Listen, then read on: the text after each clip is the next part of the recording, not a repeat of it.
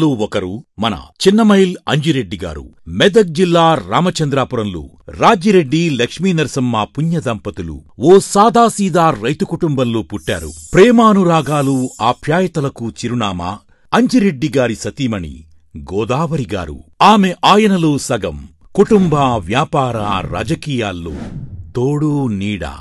కుటుంబం నుంచి పుణికిపుచ్చుకున్న విలువలు, చిన్ననాటినుంచి స్వతహాగా అలవడిన దేశభక్తి, ప్రజాసేవ 1978లో ఆర్ఎస్ఎస్ వైపు, 1982లో ఏబీవీపీ వైపు అంజిరెడ్డి గారిని ఆకర్షించాయి.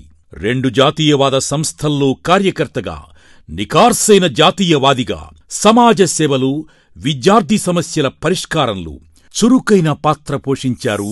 అంజిరెడ్డి గారు కష్టపడి చదివి గణిత శాస్త్రంలో పీజీ పట్టాను పొందారు.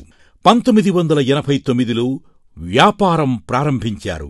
1993లో ఎస్ఆర్ ఇండస్ట్రీస్కు పునాదులు వేసి నేటికీ వేలాది మందికి ఉపాధి కల్పిస్తున్నారు.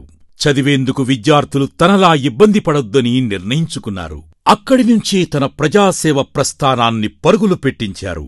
2000 సంవత్సరం నుంచే ప్రభుత్వ పాఠశాలలకు ఫర్నిచర్ సమకూర్చారు. ల్యాబ్స్ ఏర్పాటుకు 60 లక్షల రూపాయల వరకు వెచ్చించారు. విద్యార్థులకు స్టేషనరీ, ఉపకార వేతనాలు, ప్రోత్సాహకాలు అందించడమే కాదు, వారికోసం నిపుణుల సహకారంతో కెరీర్ ఓరియంటేషన్ కార్యక్రమాలు నిర్వహించారు. యువతను క్రీడల్లో ప్రోత్సహించేందుకు ప్రతి ఏడాది sports meet, khokho, volleyball, cricket టోర్నీలను నిర్వహిస్తూ తన క్రీడా స్ఫూర్తిని చాటుకుంటున్నారు.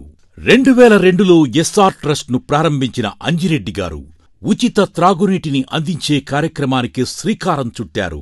జిల్లాలోని ప్రభుత్వ విద్యాసంస్థలు, కార్యాలయాల్లో ఆర్ఓ ప్లాంట్లను ఏర్పాటు చేశారు. నీటి కొరత ఉన్న ప్రాంతాల్లో సైతం ఆర్ఓ ప్లాంట్లను ఏర్పాటు చేసి వాటన్నిటినీ నేటికీ నిర్వహిస్తున్న ఘనత అంజిరెడ్డి గారిదే.